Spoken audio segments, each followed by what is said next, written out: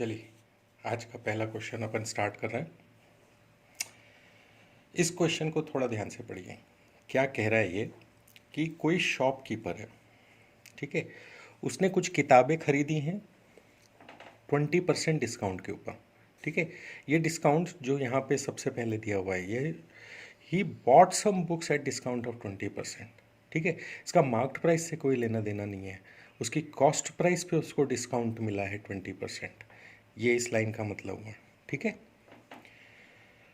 If he wants to mark them at such a price that after giving a discount of 20% he still makes a profit of 25%। अब वो क्या कर रहा है कि जो उसने खरीदी किताब, पहली बात तो उसने किताब खरीदी है 20% डिस्काउंट पे, यानी उसने 100 रुपये की चीज़ 80 रुपये में खरीद ली, ठीक है। अब उसके बाद उसको बेचना है, तो इस तरीके से बेचना है कि वो जो प्राइस मार्क करेगा उस प्राइस पे अगर वो 20% डिस्काउंट भी दे दे तो भी उसको 25% का प्रॉफिट हो जाए, ठीक है। तो ये बताओ कि वो कॉस्ट प्राइस से कितना ऊपर अपनी बुक को मार्क करे कि उसको ये 25% का बेनिफिट हो जाए इवन आफ्टर गिविंग 20% डिस्काउंट, ठीक है। ये हमारा सवाल है। अब वही सीधी सी बात है, सबसे पहले हम ये जो चार्ट बनाते हैं ऐसा हम एक चार्ट बनाएंगे, CP SP MP मार्क करेंगे और कॉस्ट प्राइस हमारी होगी 100, लेकिन इस 100 पे हमको 20% का डिस्काउंट मिल गया। अब डिस्काउंट मिल गया तो हमारे पास 100 रुपये की चीज़ हमको कितने में पड़ी है, 80 रुपीज़ में पड़ी है, ठीक है। तो ये हो गई हमारी स्टेप नंबर 1, क्योंकि हमने परचेज़ किया उसको 20% डिस्काउंट पे। क्लियर है। अब उसके बाद सेकेंड हमको कमाना कितना है, ये कमाना है हमको 25% प्रॉफिट कमाना है। तो जैसा कि हम हमेशा करते हैं, इसको फ्रैक्शन में कन्वर्ट करते हैं। 25/100 किया हमने तो हमको मिलता है 1/4, और अकॉर्डिंग टू प्रॉफिट फार्मूला हमको पता है कि ऊपर जो न्यूमरेटर वाली वैल्यू होती है वो होती है प्रॉफिट यूनिट और ये होती है कॉस्ट प्राइस यूनिट, ठीक है। तो हमारे पास में प्रॉफिट हमको मिल गया 1 यूनिट और हमको कॉस्ट प्राइस मिल गई 4 यूनिट्स। तो सेलिंग प्राइस यहाँ से निकाल सकते हैं हम इन टर्म्स ऑफ यूनिट, और वो क्या होगी, वो हो गया इन दोनों का plus, profit plus cost price is equal to selling price, right. तो सेलिंग प्राइस हमको क्या मिल गया यहाँ पे, 5 यूनिट्स का मिल गया, ठीक। अब मेरे पास में तीनों चीज़ें मौजूद हैं, CP भी है, SP भी है और हमारे पास प्रॉफिट भी है, ठीक है, वो 1 यूनिट का प्रॉफिट भी है, ठीक। अब चूँकि 4 यूनिट्स जो हैं वो 80 के बराबर है, 4 यूनिट्स जो है वो 80 के बराबर है, तो 1 यूनिट कितने के बराबर हो गई, 20 के बराबर हो गया, ठीक है ना, इस चार्ट के अनुसार, ठीक है। यहाँ CP 80 था और फ्रैक्शन के हिसाब से जब हम 25% प्रॉफिट कमाएंगे तो 4 यूनिट हो गया, यानी यहाँ से हमको हर यूनिट जो है वो 20 की मिल रही है। तो सेलिंग प्राइस मिल गया मेरे को 100 का, 100 यूनिट का सेलिंग प्राइस मिल गया, ठीक। अब इसके बाद मेरे को उसको मार्क करना है विथ 20% डिस्काउंट। तो फिर इस परसेंट को, डिस्काउंट परसेंट को मैंने फ्रैक्शन में कन्वर्ट कर लिया यहाँ पे, ये देखिए, ठीक है। ये डिस्काउंट को मैंने कन्वर्ट कर लिया है किस में, फ्रैक्शन में। जब मैंने इसको फ्रैक्शन में कन्वर्ट किया, सॉरी, तो मुझे मिला 1/5। अब 1/5 में again discount percent is discount upon mark price, so ये डिस्काउंट मुझे मिल गया 1 यूनिट का और ये मार्क प्राइस है मेरी 5 यूनिट्स की। तो यहाँ से मार्क प्राइस में से अगर मैं डिस्काउंट को माइनस करता हूँ तो मुझे क्या मिलेगा, सेलिंग प्राइस मिलेगी, करेक्ट। तो यहाँ से 5 - 1 मैंने कर दिया तो सेलिंग प्राइस मेरे को मिल गई 4 यूनिट्स की, ठीक। तो ये मेरी सेलिंग प्राइस हो गई 4 यूनिट्स, ठीक। अब सेलिंग प्राइस तो मैंने ऑलरेडी निकाल के रख रखी है, 100 के बराबर है, ठीक है। तो 4 यूनिट्स अगर 100 के बराबर है तो 1 यूनिट जो है SP MP के बीच में वो 25 के बराबर होगी, ठीक है। तो SP 4 यूनिट अगर 100 के बराबर है तो 1 यूनिट 25 के बराबर होगी, और MP मेरे पास कितनी यूनिट्स है, 5 यूनिट्स है, ठीक है। तो यहाँ पे MP मेरे पास कितनी आ गई, 125 आ गई। ये चीज़ क्लियर हुई, ठीक है। अब SP पहले ही निकाल लिया था 80, सॉरी CP पहले ही निकाल लिया था, है ना, 80, और MP अभी निकाला अपन ने, वो हो गया 125। तो 80 और 125 इनके बीच का जो गैप है वो कितना हो गया, ये 80 और 125, इसके बीच का गैप मेरे पास में कितना हो गया, ये हो गया 45 यूनिट्स का। ठीक है, तो इसका मतलब अगर उसको 25% प्रॉफिट कमाना है और 20% डिस्काउंट देना है तो उसको अपनी कॉस्ट प्राइस से 45 यूनिट्स ज़्यादा लिस्ट करना पड़ेगा। क्लियर हुआ? अब इसको परसेंटेज में कन्वर्ट करेंगे तो 45 अपॉन CP इंटू 100, ये तो हमारा रिक्वायर्ड परसेंटेज आ गया, एंड दैट इज 56:1/4%। क्लियर हुआ? इस चीज़ को समझने के लिए हमको इतनी स्टेप्स करनी पड़ती है। ठीक है, लेकिन एक बार अगर हम थोड़ा सा प्रैक्टिस कर लेंगे तो ये चीज़ जो है CP से MP पे जाने के लिए सीधा, इसके लिए मैं पहले भी डिस्कस कर चुका हूँ। ठीक है, कि हम इस तरह के चार्ट बना के वैल्यूज़ निकालेंगे और यहीं के यहीं सॉल्व करके वैल्यूज़ रखते जाएंगे तो ऑटोमेटिक आप जो है वो CP से MP पे पहुंच जाएंगे और वहीं से सीधा 45/80 इंटू 100 करके हम डायरेक्ट सॉल्व कर सकते हैं। ठीक है, तो ये जो कैलकुलेशन यहाँ पे की हुई है ये सिर्फ समझने की है। ये सारी कैलकुलेशन आप यहीं के यहीं 2-3 सवाल मुश्किल से आप करेंगे तो आप डायरेक्ट यहाँ पे कर पाएंगे। इस तरीके से you can save your time. ठीक है, ये पूरी प्रोसेस करने में it consumes about 20 seconds, 15 to 20 seconds only. ठीक, तो ये एक बहुत इम्पॉर्टेंट और एक अच्छा क्वेश्चन है। CP से MP को डायरेक्ट मार्क करने के लिए आप इस प्रोसेस को फॉलो करें। ठीक है, अब एक और सवाल कोई दूसरे टाइप का देखते हैं। ये सवाल क्या कह रहा है, ये देखिए। अब इसमें क्या होता है, ये प्रॉफिट लॉस टुगेदर टाइप का क्वेश्चन है। इस क्वेश्चन में आपको कोई एक डीलर है ना, वो 2 टीवी बेच रहा है। ठीक, एक टीवी वो 2400 रुपीज़ का बेच रहा है। ठीक, और उस पर फर्स्ट टीवी पे तो 20% का प्रॉफिट कमा रहा है और सेकेंड टीवी पे 20% का लॉस कमा रहा है। तो बताओ कि उसका टोटल प्रॉफिट या लॉस कितने परसेंट का है। ठीक, अब ये क्वेश्चन देखने में ऐसा लग रहा है कि भाई एक पे 20% कमाया, एक पे 20% खो दिया, तो ना कमाया ना खोया। सीधी सी बात है, नो प्रॉफिट नो लॉस। ठीक, तो आप एक ऑप्शन आपको ये भी दिया रहेगा 0% का। क्लियर? तो आप ये बात ध्यान रखिएगा कि जब भी आपको ऐसा कोई क्वेश्चन दिया जाता है जिसमें सेलिंग प्राइस पे एक के ऊपर प्रॉफिट है और एक के ऊपर लॉस, और प्रॉफिट और लॉस परसेंटेज अगर सेम है तो बंदे को हमेशा लॉस होगा, हमेशा उसको लॉस होगा। और वो कितने परसेंट का लॉस होगा ये कैलकुलेट करने का फॉर्मूला है x²/100। इसमें x होगा वो वैल्यू जो परसेंटेज में आपको दे रखी है। तो यहाँ पे दे रखी है 20, सो 20 का square means 400/100, that is 4% loss होगा। ये माइनस साइन यहाँ पे ये बताएगा कि भाई आपको हमेशा लॉस होगा और वो लॉस होगा x²/100 के बराबर, है ना। यहाँ से हमें समझ में आ रही कि अगर ये 20% की जगह अगर 10% प्रॉफिट 10% लॉस होगा तो 100/100 करेंगे 1, मतलब 1% का उसको लॉस होगा।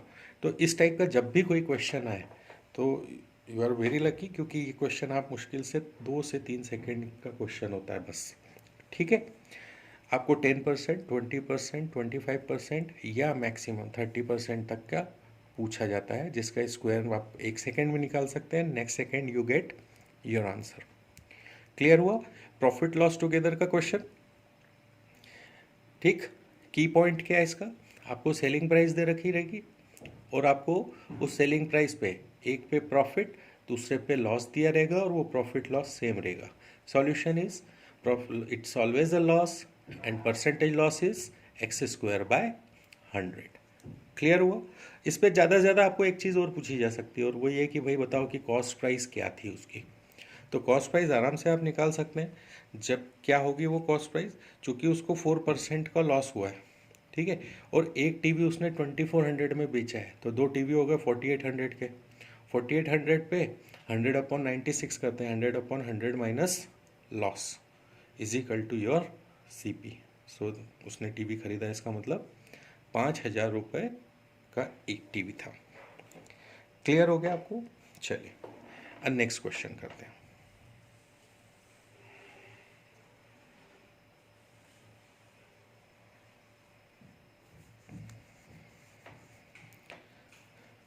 इस क्वेश्चन में सॉरी मैं एक चीज़ बताना भूल गया था, ये 5,000 रुपये का एक टीवी बोला मैंने, 5,000 रुपये टुगेदर है, मतलब दोनों की मिला के कॉस्ट प्राइस है ना, दोनों की मिला के सेलिंग प्राइस थी, दोनों की मिला के कॉस्ट प्राइस 5,000 है।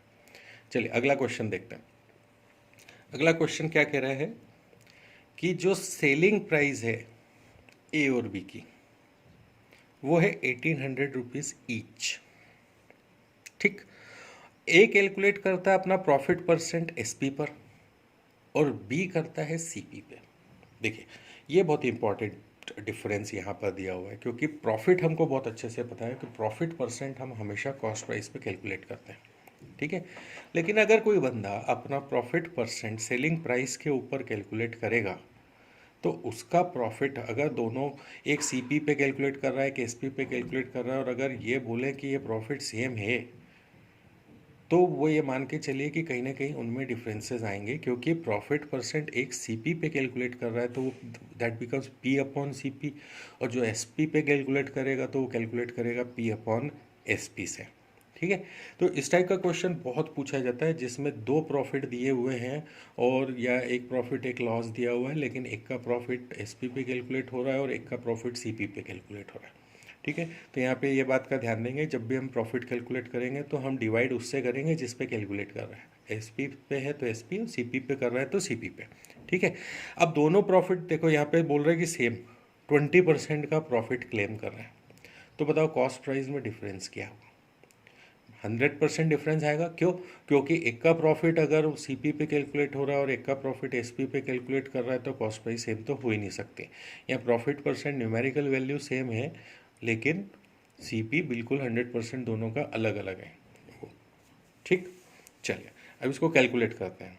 तो चूंकि आप 20% बोल रहे हैं तो ए और बी दोनों का 20% जो है वो 1/5 होगा, है ना। तो फिर डिफरेंस क्या हुआ? डिफरेंस ये हुआ कि चूंकि बी कैलकुलेट कर रहा है सीपी पे, तो नीचे का जो 5 है ये आया सीपी, है ना। इस वजह से हमारा एसपी हो गया 6, ठीक है। CP plus P becomes 6। अब ए क्या कर रहा है? वो एसपी पे कैलकुलेट कर रहा है ना। तो एसपी पे कैलकुलेट कर रहा है तो नीचे जो उसको 5 मिल रहा है that is not CP, that is SP. Clear? तो एसपी है तो उसका जो सीपी होगा वो एसपी से कम ही होना है, तभी प्रॉफिट होता है। तो इसका मतलब 1 यूनिट कम आ गया, इसका सीपी हो गया 4, ठीक। यहाँ सीपी दिया है तो एसपी निकलेगा, यहाँ एसपी दिया है तो सीपी निकल जाएगा। अब इस चीज़ को मैं जमा लेता हूँ नेक्स्ट स्टेप में, ठीक है। एक और बी मैंने ऐसे लिख लिया और सीपी एसपी प्रॉफिट ऐसा लिख लिया। तो यहाँ से तीनों यूनिट जो मेरी आई थी 1, 5 और 6, ठीक, वो एक ही ऊपर लिखी हुई है, ये रही 1, 5 और 4, है ना। तो ये 1, 5 और 4 मैंने जमा दिया, और ये बी के ऊपर दी हुई है ना, 1, 5 और 6। तो ये मैंने यहाँ पे 1, 5 और 6 सीपी एसपी और प्रॉफिट ये जमा दिया, ठीक। अब देखो सवाल में क्या कह रहा है कि दोनों चीज़ें उसने 1,800 रुपये में बेची है, इसका मतलब उसका एसपी सेम है, एसपी सेम है, लेकिन हमारे यूनिट्स में तो एसपी में डिफरेंस आ रहा है, एक 5 एक 6 है। तो पहले इसको मुझे क्या करना पड़ेगा? सेम करना पड़ेगा। सेम करने के लिए क्रॉस मल्टीप्लाई करूँगा, 6 को 5 से और 5 को 6 से मल्टीप्लाई करूँगा। तो केवल 6 का 5 से तो होगा नहीं, वो सारी टर्म से ही एक साथ होगा, है ना। तो हम क्या करेंगे, इस 6 को ऊपर वाली टर्म से मल्टीप्लाई कर देंगे, तो ये 24, ये 30 और ये 6 बन जाए, और 5 को नीचे तीनों टर्म से मल्टीप्लाई कर देंगे, तो 25, 30 और 5 बन जाएगा। और ये चीज़ मैंने यहाँ पे वापस नीचे लिखी, ठीक है। आप ये डबल डबल नहीं लिखेंगे, आप तो ये बस ये सीधा ये चार्ट बनाएंगे और यहीं पे क्रॉस मल्टीप्लाई करके चेंजेस कर देंगे, तो आप इस फॉर्म में पहुँच जाएंगे, ठीक। अब यहाँ देखो एसपी सेम हो गया, है ना, एसपी सेम हो गया, प्रॉफिट और सीपी डिफरेंट आ गया, ठीक। हमको सवाल में पूछा क्या है? डिफरेंस बिटवीन सीपी, मतलब ये दोनों का मेरे को डिफरेंस पूछ रहा है, और वो डिफरेंस क्या दिख रहा है? देखो 25 माइनस 24, मतलब 1 यूनिट का डिफरेंस आ रहा है इन दोनों के बीच में, ठीक। अब वो 1 यूनिट की वैल्यू क्या है वो हमको निकालनी है, तो वो निकलेगी जो चीज़ हमें दे रखी है, एसपी दे रखा है, ठीक है। एसपी है 30 यूनिट्स की वैल्यू 1,800 रुपीज़ के बराबर है, तो यहाँ से हम 1 यूनिट की वैल्यू निकाल सकते हैं। 30 यूनिट्स अगर 1,800 के बराबर है तो 1 यूनिट क्या हो गया? 60 रुपीज़ के बराबर हो गया, 1 यूनिट 60 रुपीज़ के बराबर हो गया। अब हमको पूछा है सीपी का डिफरेंस, और सीपी का डिफरेंस भी 1 यूनिट है, और 1 यूनिट 60 रुपीज़ के बराबर है। इसका मतलब क्या हो गया, हमारा फाइनल आंसर जो हो गया वो क्या हो गया, 60 रुपीज़ हो गया। Difference between CP1 and CP2 will be 1 unit and that equals to 60 rupees. ठीक, इन शॉर्ट इसको रिवाइज करें वापस से तो क्या बोलेंगे, इसमें क्या होगा, इस टाइप का जब भी क्वेश्चन दिया जाएगा जिसमें आपको सेलिंग प्राइस सेम है, ठीक है, लेकिन एक का कैलकुलेशन प्रॉफिट का SP पे है और दूसरा का कैलकुलेशन CP पे है, तो अगर दोनों का परसेंटेज प्रॉफिट दिया है तो CP का डिफरेंस निकालो। जब भी ऐसा बोलेंगे सबसे पहली स्टेप आप जो A और B के प्रॉफिट है उसको फ्रैक्शनल वैल्यू में कन्वर्ट करेंगे, उस फ्रैक्शनल वैल्यू से CP, SP और प्रॉफिट ये तीनों चीज़ निकालेंगे, उन तीनों चीज़ को हम जमाएंगे और उसके बाद देखेंगे कि क्या चीज़ सेम दे रखी है। जो चीज़ सेम दे रखी है उसको यूनिट वाइज सेम बनाएंगे, अगर वो सेम नहीं है तो हम क्रॉस मल्टीप्लाई करके उसको सेम बना लेंगे। सेम बनाने के बाद में हम देखेंगे कि जो चीज़ सेम है उसकी न्यूमेरिकल वैल्यू क्वेश्चन में क्या दे रखी है, ठीक है, जो भी न्यूमेरिकल वैल्यू उसकी दे रखी है उससे हम unit wise per unit value निकाल लेंगे, ठीक है। जब वो पर यूनिट वैल्यू हमारी निकल जाएगी तो हम देखेंगे कि हमें पूछा क्या है, पूछा है CP, तो हम CP के बीच का डिफरेंस निकाल लेंगे और वही हमारा आंसर होगा, ठीक है। तो इस तरीके से हम इस क्वेश्चंस को सॉल्व करेंगे।